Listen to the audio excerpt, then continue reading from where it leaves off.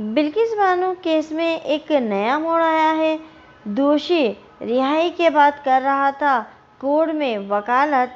Supreme court के जज भी इस बात से हुए हैरान और उन्होंने एक ऐसी बात कह दी जिसको सुनकर सब लोग सोच में पड़ गए कि क्या ऐसा संभव है। क्या है बिल्किस बानो केस में नया मोड़?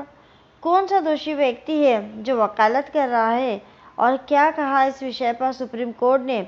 इसी विषय पर हम चर्चा कर रहे हैं। मैं डॉक्टर इरशाद खानम और आप सभी लोग देख रहे हैं आपकी अपनी यूट्यूब चैनल आइला टॉक्स। बिल्किस बानो केस के दोषियों में से एक दोषी इन दिनों यानी जो अपराधी व्यक्ति है वह इन दिनों वकालत का काम कर रहा है। इस पर सुप्रीम कोर्ट ने भी हैरानी जताई है।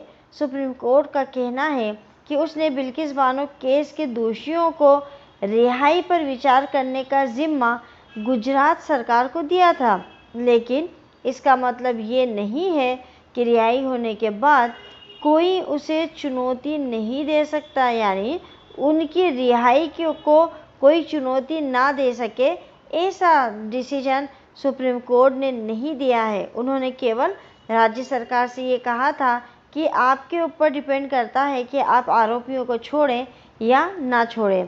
कोर्ट ने ये टिप्पणी उस समय की जब गुजरात सरकार ने ये कहा कि उसने सुप्रीम कोर्ट के आदेश के बाद ही रिहाई पर विचार किया था और दोषियों की रिहाई का फैसला लेने से पहले सभी कानूनी प्रक्रिया पूरी कर ली थी।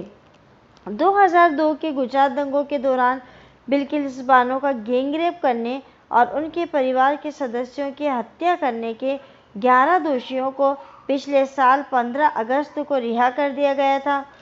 उम्र कैद की सजा पाने वाले ये लोग जेल में लगभग 15 साल बिता चुके थे।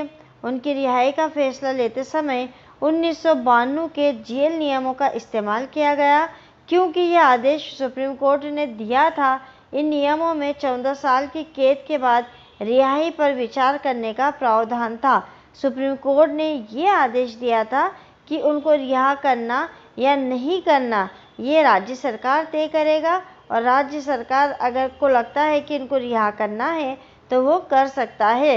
मतलब सुप्रीम कोर्ट ने उसको रिहा करने के आदेश नहीं जारी किए थे। सुप्रीम कोर्ट ने ये बात किसके पाले में डाल दी थी? राज्य सरकार के। दोषियों की रिहाई के खिलाफ याचिका दायर। इन लोगों की रिहाई के खिलाफ बिल्किस बानो के अलावा सीपीएम नेता सुभाषिनी अली, सामाजिक कार्यकर्ता रूपरेखा वर्मा, टीएमसी नेता महुआ मोइत्रा समेत कई लोगों ने सुप्रीम कोर्ट में याचिका दाखिल कर रखी है। मामले में जस्टिस बी नागरत्ना और उज्ज्वल भुइया की बेंच के सामने याचिकाकर्ता अपनी दलीलें रख चुके हैं। गुजरात सरकार की तरफ से additional solicitor general SV Raju ने भी अपना पक्ष रखा है। इसके अलावा 11 में से 2 दोषियों ने भी याचिकाओं का विरोध किया। मामले में अगली सुनवाई जो है वह 31 अगस्त दोपहर 2 बजे की रखी गई है। निचली अदालत में कर रहा है दोषी वकालत।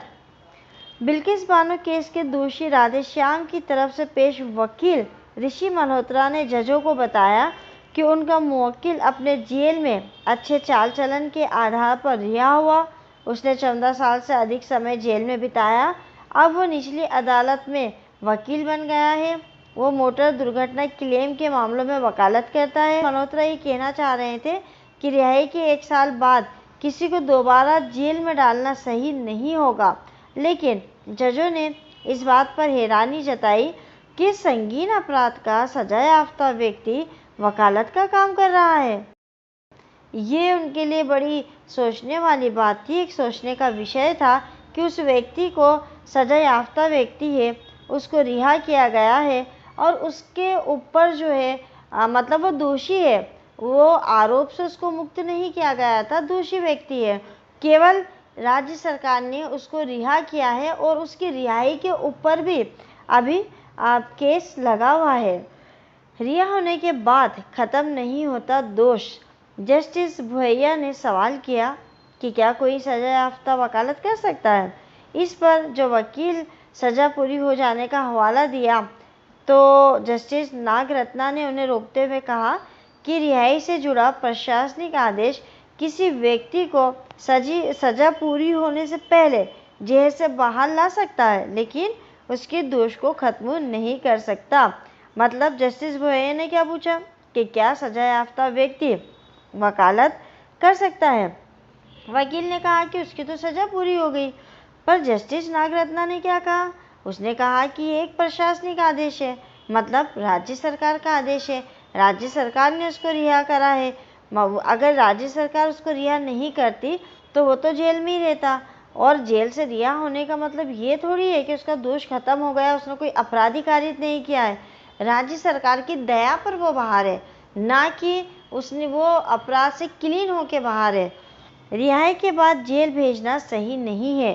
बिल्किस बानो के गुनाहगारों की रिहाई में अगर कोई दोष है तो इसका जवाब राज्य सरकार देगी, लेकिन कुछ तकनीकी खामी के चलते किसी को रिहाई के बाद फिर से जेल भेजना सही नहीं है। कानून सबको सुधरने और समाज में दोबारा शामिल होने का मौका देता है।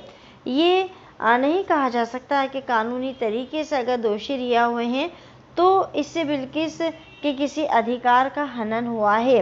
ये जो आरोपी हैं उनके वकील ने अपना तर्क दिया है, और सीधा सा यहाँ पर ये अर्थ निकलता है कि न्यायालय का ऐसा मानना है कि बिल्किस बानो के जो आरोपी हैं, जिनको कि रिहा किया गया है राज्य सरकार के द्वारा, ना कि कोर्ट के द्वारा, ना कि सुप्रीम कोर्ट के द्वारा, दोषी वो आज की तारीख में भी हैं, उनका दोष खत्म नहीं हुआ है। ये साबित नहीं हुआ कि भैया उन्होंने आरोप नहीं किया था और आपने उनको बाहर कर दिया है। राज्य सरकार की दया से वो बाहर है और उनकी इस रिहाई के ऊपर भी पिटीशन लगी हुई है। तो ऐसी कंडीशन में कोई कैसे वकालत कर सकता है। ये वीडियो आपके लिए कितना उपयोगी था, आपको कितना पसंद आया? अगर पसंद आया हो तो आप हमें कमेंट्स करके बताइएगा। कमेंट्स के साथ साथ लाइक, शेयर, सब्सक्राइब करिए। मिलेंगे अगले वीडियो में एक नए विषय के साथ। तब तक के लिए